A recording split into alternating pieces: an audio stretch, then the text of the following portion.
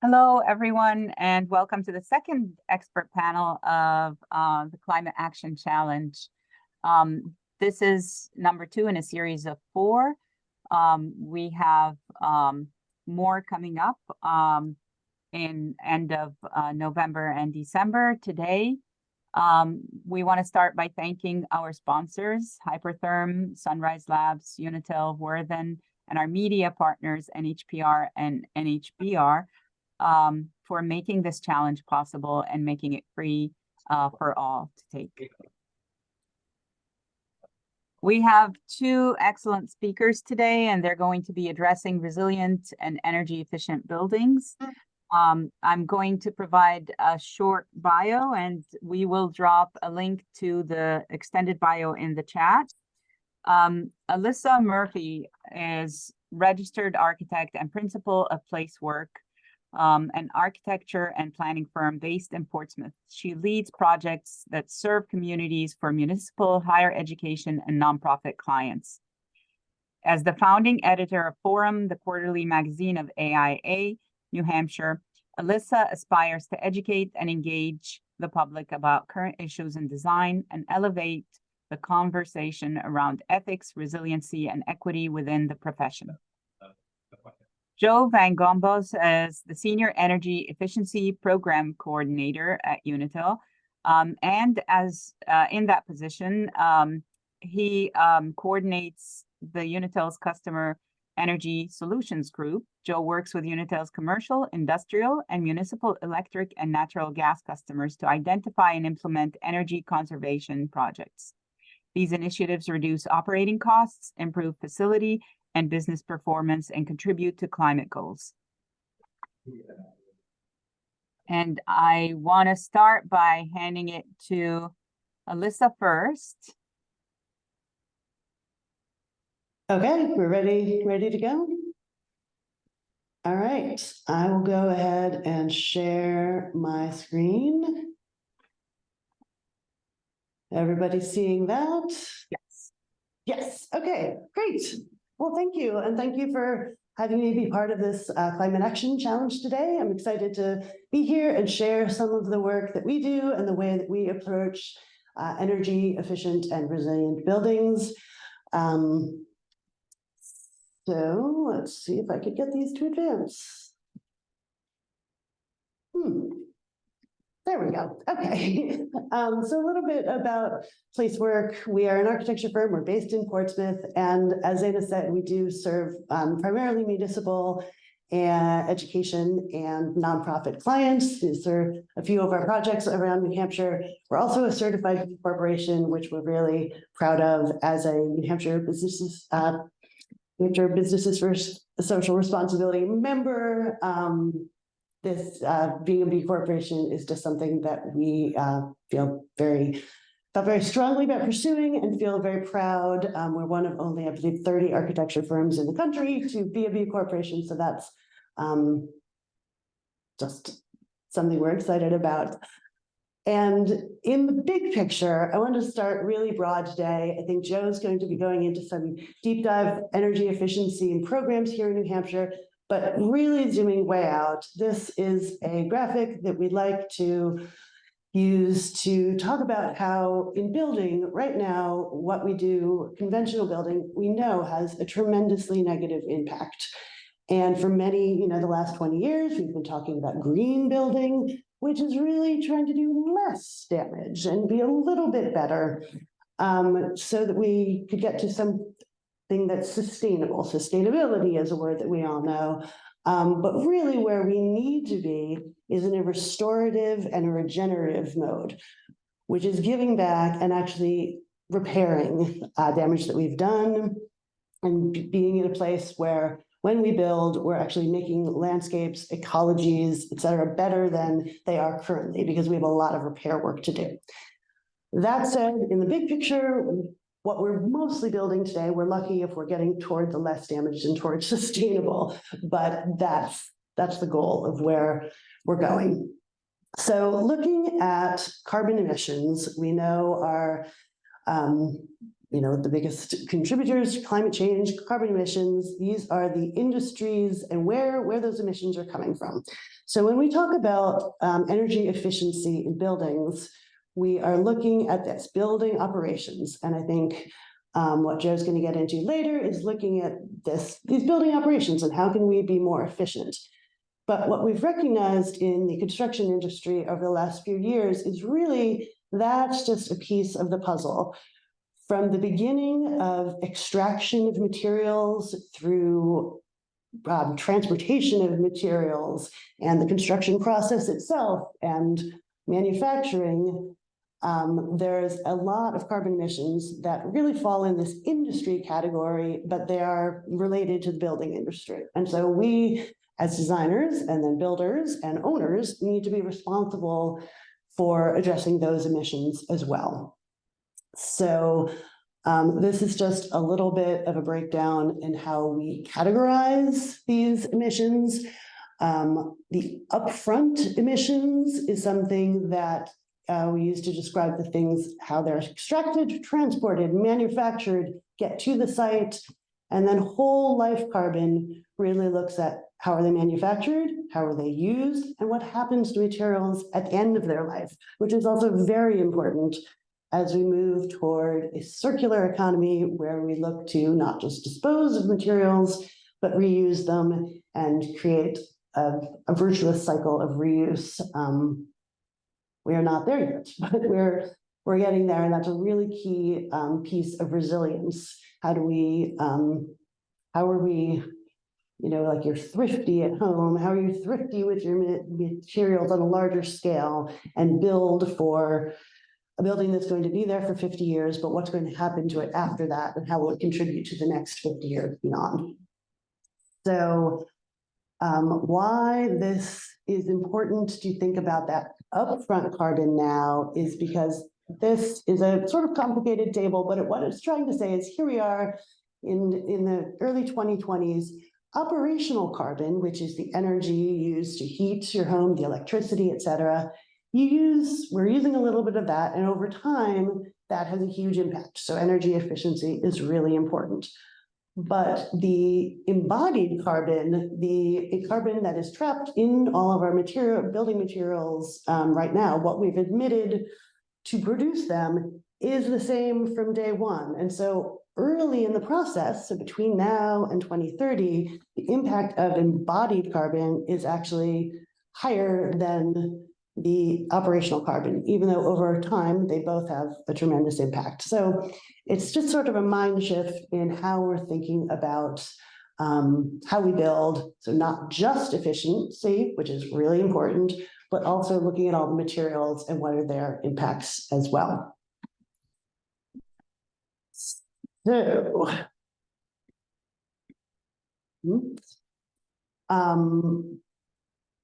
as we think about materials, this is just a graphic to say, we're not going to get into a lot of specifics here, but sort of the big, if we look at that same pie chart we were looking at in the beginning with building operations and industry, there are three big materials that are the biggest emitters: concrete, steel, aluminum, and of course, those are things we use in buildings all the time. So trying to reduce the emissions of those materials and reduce the use of those materials is really important. So this graphic is just showing the top 5, if you're going to build a building and you'd like it to be a low carbon building, this is the place to start. Your concrete, the steel, the rebar that's in the concrete, the choices you have for insulation, your windows, and then your finished materials. There are a lot of ways to make reductions there, and we'll talk a little more about that in a second. And this is just to say, I put these slides up because just in the last 2 weeks, there's been a ton of news about this, at least in my industry, not maybe in popular media, but there is a lot of focus being put on this notion of embodied carbon and creating standards for it, because a lot of it is very hard to track. Companies need to have the data, and we need to know where to find the data. And end of life is also something that's very hard for people to predict. So there are various agencies that are working together to define new standards for this. And I think in coming years, we'll hear a lot more about it as it's more standardized and manufacturers take it as a given that it's information that they need to share with designers and builders and owners. So coming back to this big picture shift, I'm going to zoom back out and talk a little bit about a project that we've been working on here in New Hampshire. And I want to do it through the lens of this framework, because I think it's important for people who are not in the building industry to recognize that we talk a lot about efficiency, energy efficiency, and there's a lot to talk about there.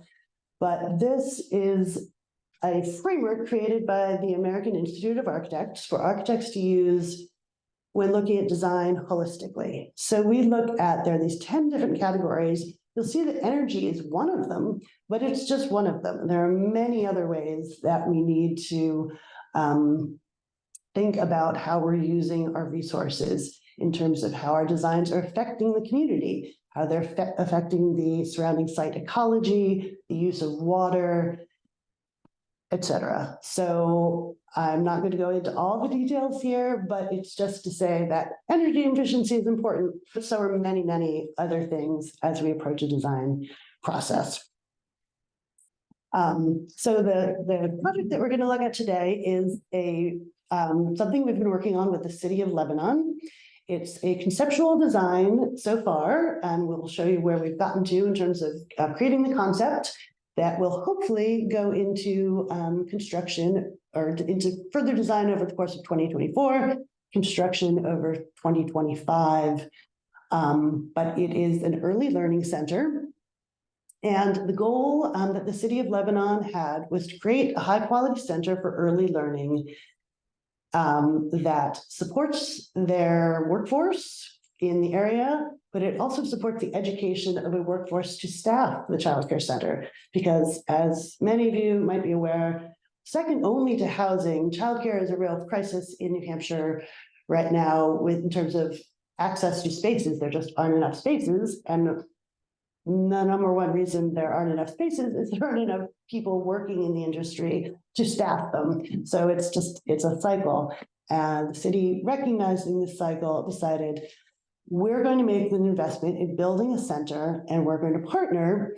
You saw the logo on the last slide with the Boys and Girls Club of New Hampshire, who will run the center and work together to provide this childcare training for employees and then the care itself. So we came in as the design team and worked with them to establish these guiding principles. What are we trying to do? We're trying to serve 200 children, provide a training area. That's the program. That's the main point. But in that, we want to design it around a theory of creative and nature-based early learning, really support children and use the site, which you'll see in a second, to have a program that is really grounded in its site and in using the site and the natural environment around it to support the teaching. And the building will have very high performance standards, because the building is also a teaching tool and something that the city is investing in and wants to make sure that they are creating an efficient and low carbon building for their city. This is the site for the building. It is actually really adjacent to the Lebanon airport here, but it is also adjacent to a lot of conservation land that is in permanent conservation, which is a really excellent resource for a school that will have this land to get the kids out into the woods and use that as part of a teaching tool. I should have mentioned it's early learning and an after-school program, so there will be school-age children as well. The site, while it looked from the air like a big flat site, one of the first challenges we found is that it is actually very sloped. All these lines are showing that it's a sloping down, and that while you typically want to build an elementary school or a childcare center as a single story entity, we've got a big slope to deal with. And so that was one of our first design challenges, looking at how we could integrate with this and really be respectful of the site and not do sort of more damage there. We said, okay, we're going to use this in a way that we're not going to make a soccer field. We'll use the hill. We'll use it for slides and sledding and activities that can be done on sloped in a sloped environment, I guess. A way to integrate with the site without doing more damage. This is a site plan of the building and the playgrounds. The scheme is around a playground so that all the classrooms open onto the playground.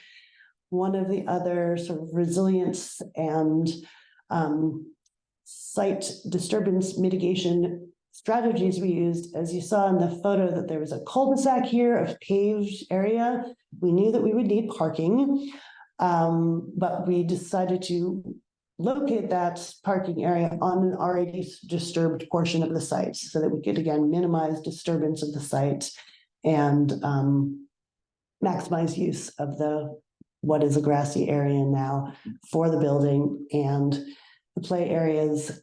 The building actually has one portion that is up at the parking level, and this is a sloped walkway. So it's mitigating the slope by having this portion of the building be below, and all of this sort of play elements that are sliding down between the two different playgrounds for two age groups are happening in here.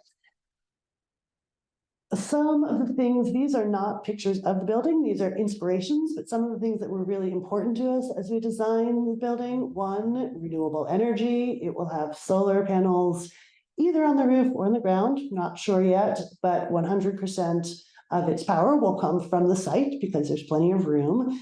The building will be 100% electrified because as that is an important aspect of renewable energy, not having it tied to a fossil fuel source, not relying on that.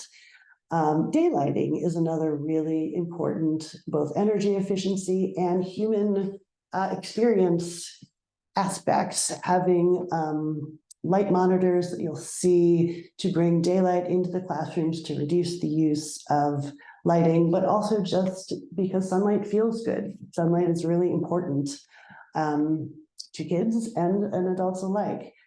And also the idea of this sort of porch that mitigates between the inside and the outside, bringing the natural space and a place where kids can be outside, maybe in inclement weather without going too far out, was another design inspiration.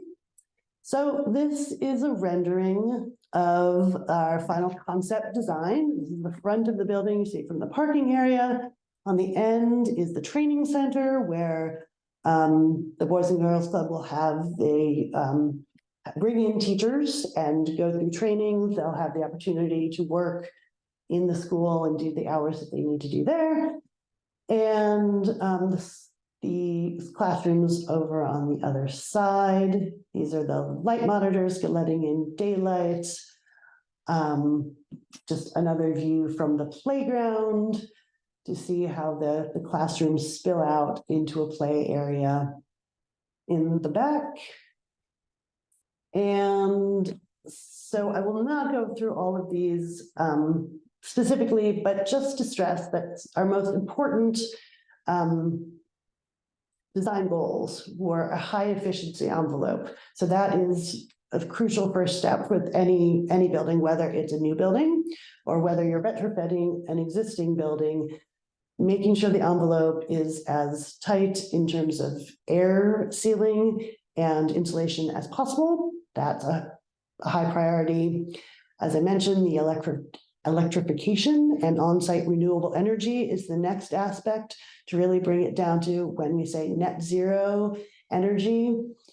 The way to get there is by reducing the demand and then providing a renewable energy source. So that is why we will be able to say that this is net zero in energy. We can't really say net zero carbon because, as I mentioned before, there's all these carbon emissions that go into our building materials. So we're looking to reduce that. Low carbon and healthy materials. Some of the ways that we do that are using cellulose and wood fiber insulation as opposed to things like spray foam that are petrochemical based insulations that are not healthy for the installer or the humans in the building over time. So using those lower carbon options are also healthier for the inhabitants over time. So any choices that we can make that have those dual benefits is something we're always looking for.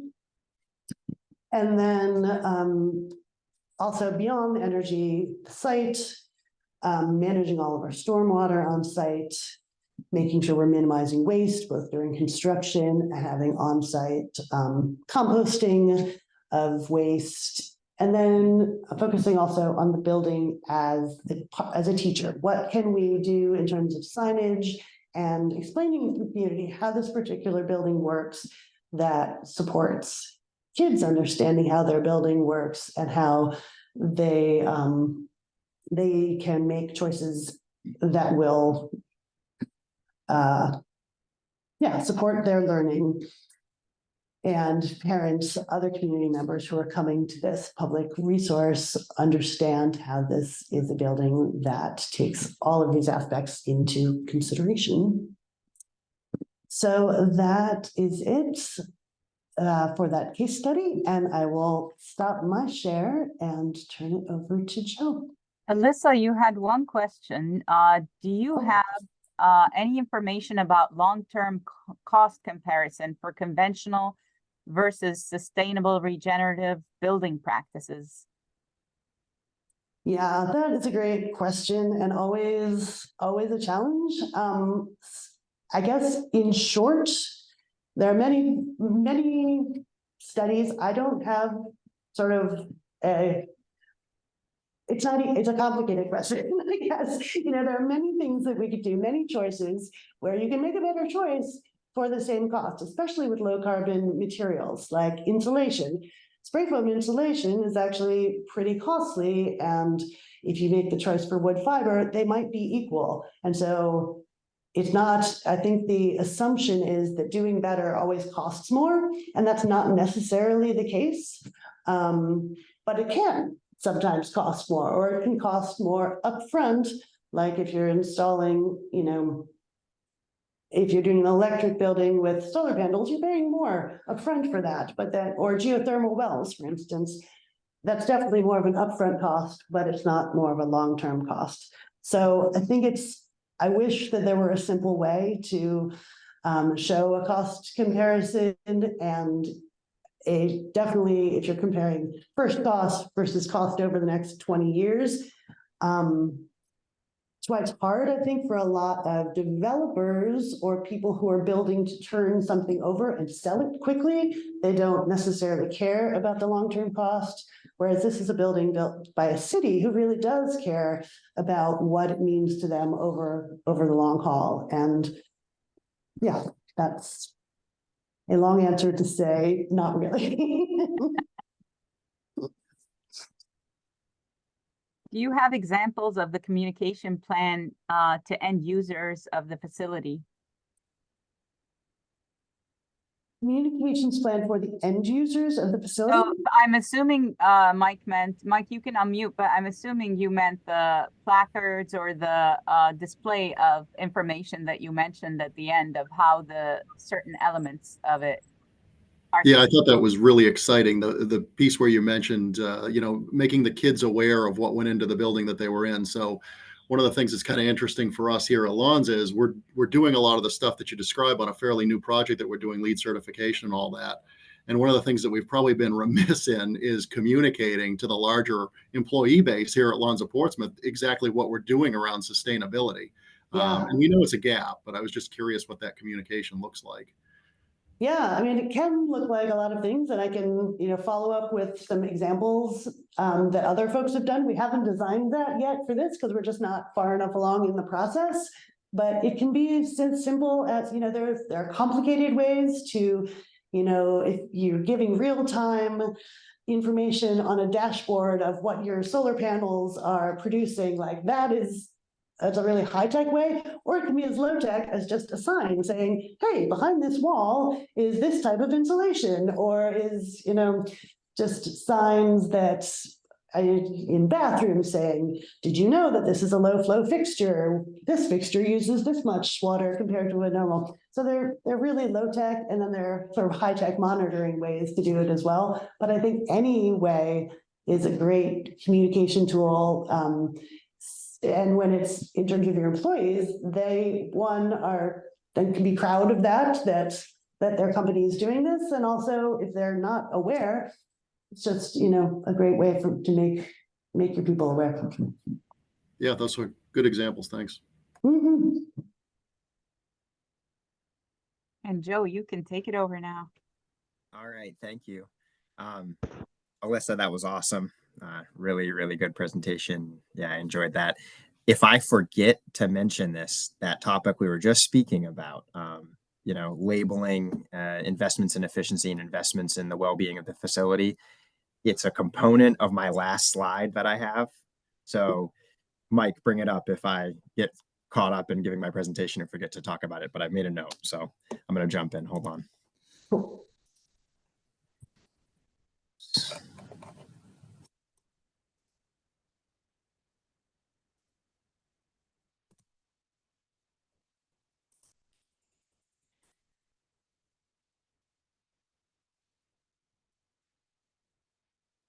Can someone confirm verbally? Am I good, Zaina?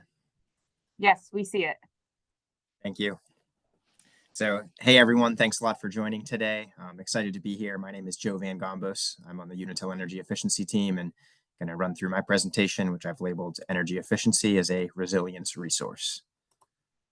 So I'll just start by talking about what is NHSaves real quick. It's something you've all heard of, I hope, but if not, I'll just explain quickly who Unitil is, what our connection to the NHSaves brand is, and yeah, anyways. So NHSaves is a collaboration of New Hampshire's electric and natural gas utilities working together to provide New Hampshire customers with information, incentives, and support designed to save energy, reduce costs, and protect our environment statewide. That's the technical language. We run the incentive programs that support our customers' investments in efficiency in residential facilities, low-income buildings, as well as commercial, industrial, and municipal facilities. What is energy efficiency? I had to throw this slide on, take one moment and just reiterate that energy efficiency is the use of less energy to perform the same task or produce the same result. Little typo on my slide there, that's okay. And energy efficient buildings use less energy to heat, cool, run appliances and electronics, and even any other intended functions like manufacturing goods and products within your facility. So I took a step back and just thought about, okay, how does resilience, the concept of resilience, connect to energy efficiency? Alyssa did a good job touching on it, and it's really not a far leap, but as I wrote out my agenda for this presentation, I kind of tried to frame it in a way that would cover the connection of resilience and efficiency. And to me, there are multiple aspects or multiple requirements to have resilience reflected effectively in energy efficiency programs. And so it needs to start with policy and purpose, goals and budgets, and defined benefit metrics that you're measuring against. You move from those policies and purposes and goals and budgets into programs and practices. So what are the technologies and the products that we are incentivizing? What sort of technical assistance? How do we frame technical assistance as a product that our customers can engage around to access funding and develop project concepts and implement energy efficient products and practices in their facilities. And then finally, on the end, you need production and proof.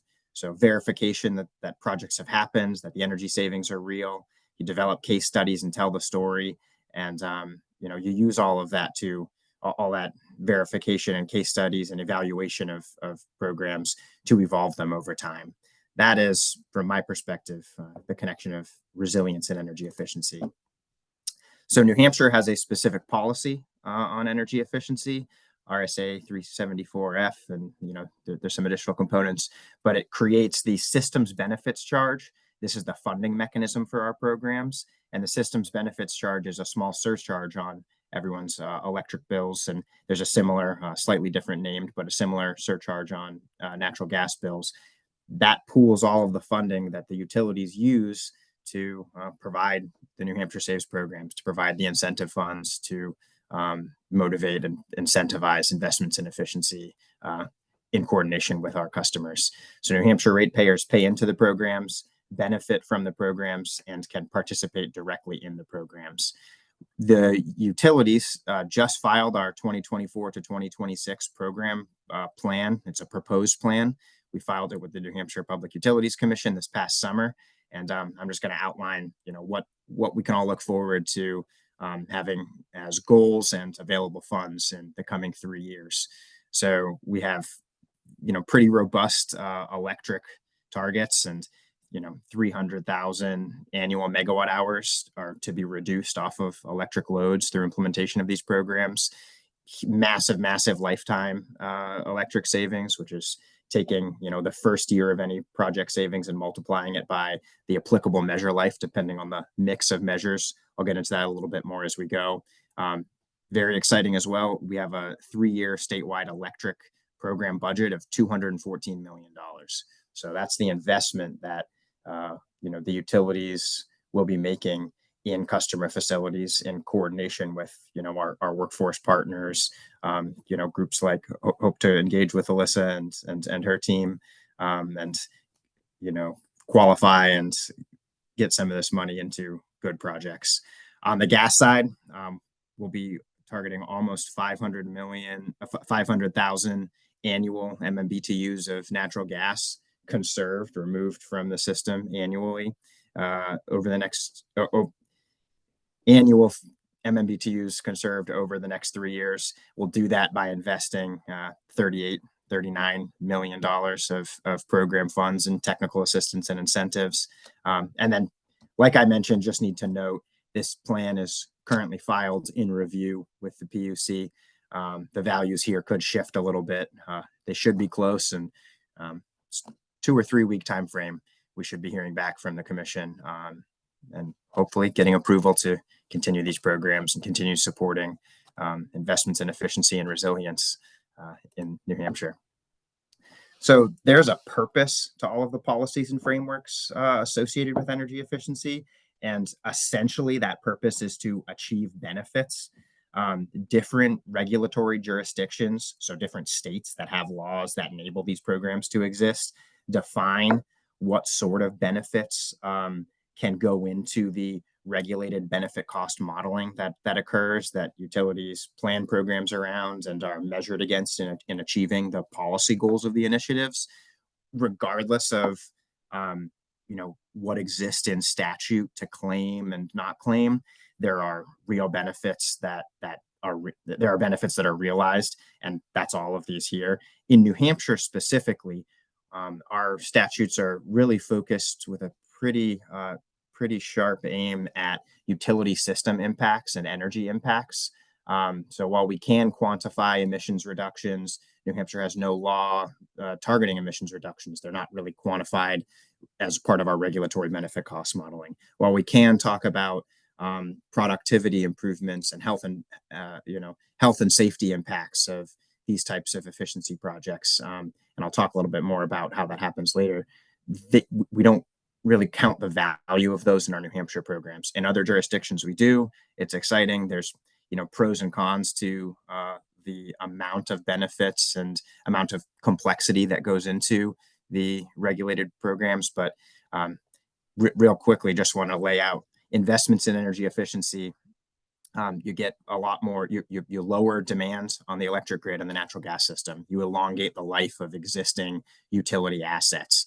And there's lots of studies and theories out there that by doing so, you actually end up reducing costs or at least slowing the rate of cost increases over time through these investments. That's great. When you use less energy, you're realizing emissions reductions, you're realizing air quality improvements, and you're realizing the conservation of natural resources. Massive impacts to the economy. Jobs are created. We have technical workforce development and training programs that we manage and influence and try to be a part of. You stir investment and capital flows. So this is an economic stimulus type program in some ways. You make projects happen that otherwise wouldn't be happening. And you improve energy security and energy access, within New Hampshire, within the New England region, nationally. It's exciting stuff. There are also direct benefits to program participants that, someone who completes an energy efficiency project in their business or their municipal facility, they realize lower operating costs and improved productivity. There's depreciation and tax credits that can be explored. There's a whole slew of kind of, cascading business impacts.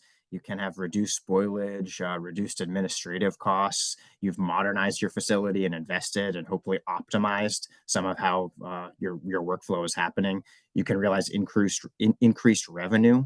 And that increased revenue connects well to the next point of improvements to the building environment. You've improved thermal comfort. You've reduced noise, pollution or noise impacts within a building. You have health and safety improvements. Absenteeism can decline. So if you have happier, more comfortable workers, happier, more comfortable customers or potential customers engaging in your spaces, your revenue can go up. With regards to the 3-year energy efficiency plan that has been filed, here are some of the the big picture outcomes that we expect. So we expect $675 million in customer cost savings to be achieved. We expect that for every $1 invested in the program, that was 215 million electric dollars and almost 40 million gas dollars, something like this. We expect benefits to be returned to ratepayers of $2.27. So a 2.27 benefit cost ratio. That's a key figure in the regulatory world and the measurement of performance of these policy initiatives that we're implementing through the energy efficiency programs. There's something like 1,700 jobs to be supported, new jobs created and jobs supported.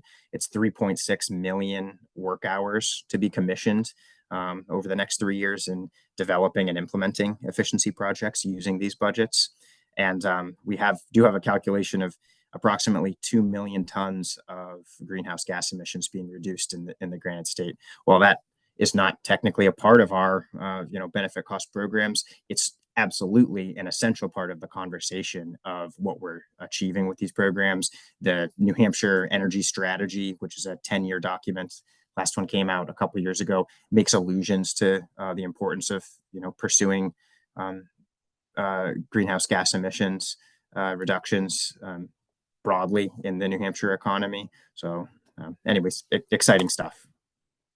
I'm going to try to zip through this next section. This is just an overview of what our programs are and how they function. And I'm going to zip through it because I have some neat case studies at the end that I really want to spend some time on. So there's two primary programs two primary types of commercial and industrial and municipal programs that we run: retrofit of existing buildings, and then new construction, major renovation. I don't think I really need to explain it too much, but basically if you're building a brand new building or doing a gut rehab, taking a building down to the studs, you're falling into our new construction, major renovation program. Otherwise, with some exceptions, there's some nuance, you're into our retrofit of existing buildings program. Regardless of if you're building a new building or retrofitting an existing building, there are key technologies that we are looking to influence in terms of how you're making investments around those technologies in your building systems. Alyssa, again, did a great job of hitting on some of this, but envelope, we're going to provide incentives for beefing up the insulation and tightening up the envelope through air sealing. Any type of HVAC system where there is a more high efficient option than what code allows you to buy or what you have functioning in your facility today, we can provide incentives for that. We can provide incentives for improvements to the distribution of HVAC systems, variable frequency drives on fan motors and hot water distribution pumps, the installation of energy recovery systems, et cetera. Similar with hot water technologies, high efficiency hot water heaters, heat pump water heaters, pipe wrap, and ECM pumps, high efficiency pumps moving water around. All of those qualify for incentive contributions. Within refrigeration, basically we're looking at walk-in cooler and freezer systems and installing controls that optimize evaporator fan motors, defrost cycles, etc. We have a slew of prescriptive incentives available for commercial food service. This even goes down to the kitchen, the fridge and or freezer in your break room, in your offices. If you specify an Energy Star version of that equipment, you can get a discount. All the way up to pretty robust, commercial kitchen and full service restaurants. We want you to be investing in the top end, most high efficient types of equipment, and use a lot of energy and a lot of gas and a lot of juice in those facilities. So going for efficiency, you're going to do yourself a favor and minimize your operating costs over time. Lighting, I think everyone's very familiar with that. Install LEDs, install controls, will help make that happen for you. And then what's neat is we have process and custom projects. And so I put compressed air here just as an example. Big manufacturing facilities and even like auto shops will have compressed air systems. There's incentives for high efficiency compressed air systems that go beyond the minimum that you can buy off the shelf at the hardware store or your equipment supplier, depending on the size of your system. And large, complex facilities, we can explore site-specific process improvements as well in whatever you're doing in your business. So within our retrofit programs, we have prescriptive incentives. These are fixed incentives for qualified equipment. These are the incentive applications you download off of the NHSaves website. Really straightforward. We also have custom incentives. I was just alluding to this. If you are working on an efficiency project that doesn't quite fit a prescriptive, just here's code piece of equipment, here's high efficiency equipment, really easy to calculate the energy savings and the cost difference. Now, if you're doing something more complicated than that, we can still support you, and we have custom incentives to do so. Glad to answer questions about any of that. We offer turnkey energy assessments. So, we can send a team out to your facility. This is especially for small businesses, but even for larger facilities, it's something that we can talk about. Send a team out for your facility, do a walkthrough, come up with project proposals. The utility reviews those proposals, approves incentive contributions, and you get delivered a proposal with approved incentive contributions for a managed efficiency project. It's definitely good stuff. Finally, there's straight technical assistance available. So you can apply for funding for engineering services. We will, give an incentive to help pay for some consulting time to figure out some interesting, building system project that you're thinking about, noodling on, want to get some advisement over and see, is this real? Are there real energy savings to be derived from the project we're thinking about doing? Well, talk to your utility. We'll assign one of our consulting teams, a third party, to write up a scope of work, and we'll help pay for some of their time, in the field at your site, meeting with you and running some calculations to deliver a report to verify and hopefully get us to the point that we're moving forward with the project. In the new construction realm, there is technical assistance available. We'll run energy charrettes. We'll have design and equipment specification reviews. We can conduct energy modeling. Incentives are calculated based on the level of investment and efficiency that's being made in your facility. If you're going net zero, that's the highest tier of incentives that we will grant to you. If you aren't quite net zero, but you're pursuing a low energy use intensity, so basically designing a really, a high performance building and setting a specific energy use per square foot metric that you're targeting, that's another tier of incentives. And then if you, let's say you have a smaller building, or the first two tiers of new construction incentives are kind of over your head in terms of budget or complexity, but you want to invest in high performance, heating and cooling equipment. You want to invest in a high performance lighting design. we can and do provide incentives for high performance systems. The key part of new construction is engage your utilities early in the project. That's how you get the most benefit in terms of consulting, advisement, and reviews and feedback, and shaping up a project that makes sense within whatever constraints you're working in. Okay, I'm going to go through some exciting case studies, and again, I'll try to just kind of rip through these, and look forward to getting to some discussion. So CP Bluin is a fabrication shop. They make sheet metal and make duct work and other types of fabrication work in Seabrook, New Hampshire. Super old company. Off the top of my head, I can't remember, and I should know, like 100 years old, maybe more than that. This business was looking to integrate energy efficient features into a planned expansion and modernization of their facility, and they reached out to Unitil to engage around that project. Ultimately, we helped CP Bluin conduct a full facility LED lighting retrofit, install new high efficiency gas heating equipment, and upgrade their plant compressed air system to a high efficiency air compressor. This resulted in 114,000 annual kilowatt hours being saved, 1,600 annual therms of natural gas being saved, and they earned $27,000 of incentives. The controller for the project had to say that this type of facility improvement project is an investment in our future and a morale booster for our employees. The team at Unitil worked seamlessly to ensure our business could access the incentives. The YMCA in Exeter, I love working with this kind of facility. It's a gym and kind of something that becomes an institution and a staple in a town, having these resources available. But we had one of Unitil's turnkey vendors connect with the team to explore some general facility upgrades. We did an LED lighting retrofit and installed variable frequency drives on their rooftop units, basically controls that help smooth the electric load of their heating and cooling equipment on their roof.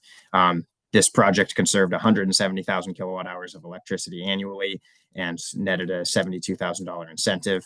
The facilities manager had to say that he's so proud of this project. There was cost savings for the Y, also environmental savings. The lights will last a lot longer, so we don't have to box up the fluorescents and have them shipped off. There's maintenance savings. There's improved, look and feel and use for, their members. Margaritas restaurants around the state in Nashua, Dover, and Keene. Coming out of COVID, they were looking to stay competitive and kind of modernize their energy systems. That's the simple story.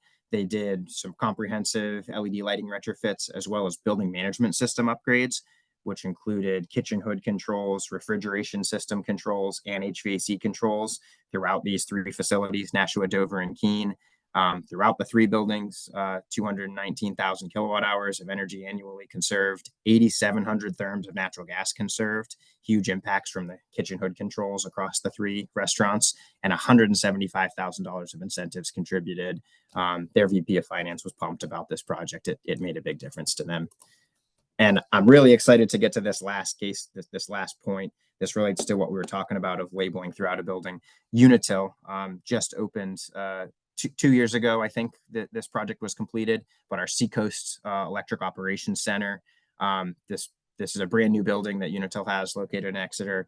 It is LEED certified as well as WELL certified. And one of the real interesting components is, to the best of our knowledge, this is the first WELL certified building in the state of New Hampshire. Alyssa, I'm sure that's on your radar. Hopefully it's on others, but it's a new schedule of certifications that has to do with making investments in the environment of the building that improve the wellness of building occupants. So there's a news article out there that's titled "This May Be the Healthiest Building in New Hampshire," and it's in Exeter. And a couple more really exciting quotes, and I'll just read one of them from our external affairs manager. But he says, Unitil was proud to lead the way in sustainability and wellness by achieving the first WELL certification in New Hampshire. The facility has been built from the ground up to maximize our effectiveness as an emergency response organization and enhance our ability to deliver safe and reliable service. So it's a project that I'm really proud of. I know the whole team at Unitil is really proud of. And throughout the building, we do have pretty they look really cool, and they're like really official placards like there's an area that opens to our bay where all of like the trucks are held, and there's a placard on there that says something like, "Please keep this door closed to protect creatures inside and outside." You know, it's kind of like cutesy like that, and it's a good statement. Like, yeah, don't leave that door open. We don't want animals getting in, etc. Then there's another placard that, off the top of my head, it's going from the office area into like the warehouse area, and it's just a simple placard on that main door that says, "Please keep this door closed. On the other side is designed to a different thermal condition." Just stuff like that, like, you know, the average person doing their day job walking through, they will stop and read that and think about, and there will be impacts, and it kind of makes you feel good about the conscientiousness of the building. So I'm gonna We already have a question, Joe, from Mike. good. Is there a maximum dollar amount of incentive on a new lead build out? And is there a multi-year opportunity for larger, longer builds? They're currently constructing 2 new buildings with the goal of LEED Silver. So yes to both of those questions. Within each program year, Mike, we end up each utility looks at our available budgets and our goals, and depending on the size of the project and what sort of incentive you could qualify for, we do occasionally have to put a cap on projects. If a new construction, or even in your existing facilities, if you have many years of projects scheduled out, talk to your utilities, and our team will work with you on a schedule of, hey, we can give you, we can carve out 100K this year, 100K next year. Let's kind of phase out and plan out your projects together to make that work. Hopefully that answers your questions. Yeah, I mean, to just kind of give you the scale of it, it's a $350 million project in total, and we've actually made a capital approval request for $24 million that is specific just to sustainability. So full electrification of the boilers, LEED Silver certification. So it's a pretty big project overall. It's right in Portsmouth, New Hampshire. Yeah, great. But we definitely want to, like, we're at the point now where we're trying to get final capital approval for that $24 million of additional commitment from Lonza. And I just want to make sure that from an incentive standpoint, we're both managing the optics of it, the communication of it, but also the time frame of it. So it'll probably be 2027 before the project actually produces drug product, but it's being built right now. Yeah, it's certainly worth talking about with Eversource, and Unitil. It sounds like you're alluding to going full electric. Is that what you said? So we have natural gas backup on there as well. There's some opportunity with Unitil specifically as well for our area. Yeah, let's get you connected. I'm the small commercial guy here, but I've got your name, Mike Chagnon. So let's get you connected to the right folks. Importantly, at Eversource, that'll be the big nugget, but Unitil will be in the mix as well. Very good. Thanks. Yes.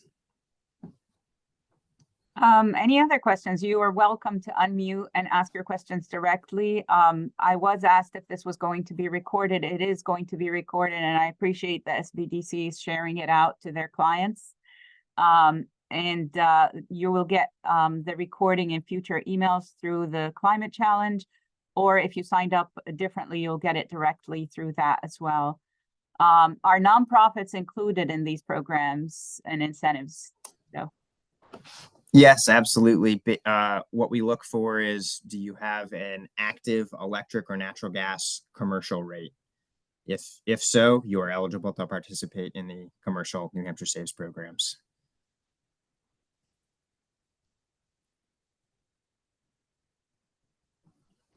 Any other questions you may have?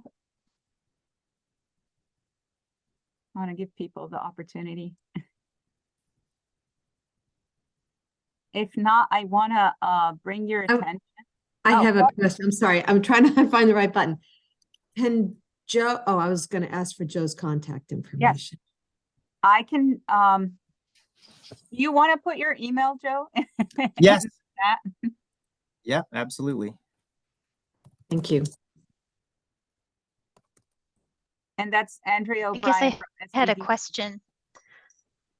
Sorry, going back to the very beginning of Alyssa's presentation, she was talking about how you can make an argument for the cost of the material from the initial consumption of the raw materials all the way through the transportation.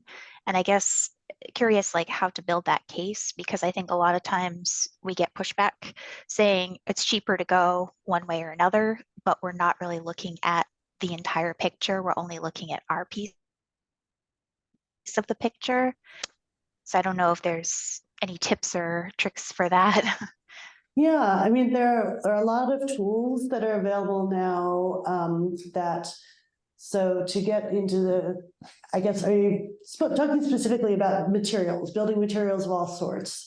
Most materials, or at least many materials, now have an environmental product declaration that will give their the emissions of their products, and in some give them in different units, but there are tools that are out there to compare them. So, you know, we can look up this carpet versus that carpet and what its impact is, and whether, you know, if that's something that the owner cares about, then the information is available, but it's not necessarily readily available. And it may or may not, again, have a cost impact. So it's a little bit of a new frontier of how to look at those materials. Everybody, I think, gets the concept of energy efficiency, and it's pretty straightforward, even though, as Joe was saying, there are all these aspects to it. How the embodied emissions of different materials is not something we're quite used to thinking about yet. So I don't think I've answered your question, but Katie, I might I actually have be able asked to it kind of high level. yeah. Okay, we should get together after the fact. Yeah, Lonza is right currently, like this is very fresh for Lonza. Katie and I both work for Lonza. Okay. One of the things that's really interesting, and this is why I was asking about the communication plan, like the concrete that we're getting ready to pour across the street for the new building, we're actually actively working on incorporating fly ash in there to, you know, make the concrete greener, which is part of our LEED efficiency program. And it is actually supported by our corporation, but it is so new that we haven't even done a good job internally of communicating that to everyone in all facets of the business to say, hey, we're actually pushing to get this done. So we're like a big ship that's slowly starting to turn in that direction, but we do have examples of it. And Katie, I'm hoping to work with you to help out with that communication plan, because I know you're on the LEAF team here. So you could be an important resource Right. for that for us. Yeah, well, that's great to hear that you're doing that. Concrete is one of those things that's hard. It really is very dependent on your area. What are the producers? What are the mixes? What are they willing to share? Yeah, we'll get there. Thank you all. I want to bring your attention to a webinar that we have next week.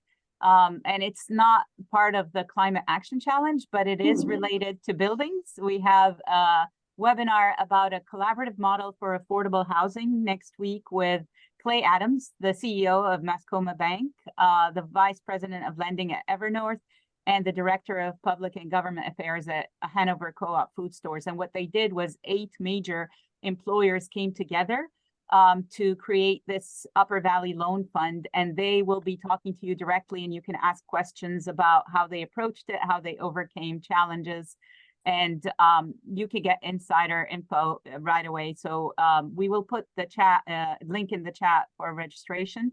You're welcome to join. You're welcome to share with your networks. This is one of the programs we invite all communities to learn from, and I know the affordable housing in the Seacoast is an issue. We also have the next coming webinar will be our hypertherm. So industry, if you're in industry, they will actually be talking about how they set their climate strategy and how they're working with their green teams to integrate it within, and then how they're reaching out to their customers and in their supply chain and working outside of their organizational boundaries as well. So we invite you to put those on your calendar. And we do have a speaker for the December one, which is addressing the transportation. Jesse Lohr is one of our speakers then. So we look forward to you coming to our future webinars. And please Let us know if there's other topics of interest that we can address, and we'll find the right resource for you. Thank you for joining us and enjoy the rest of your day.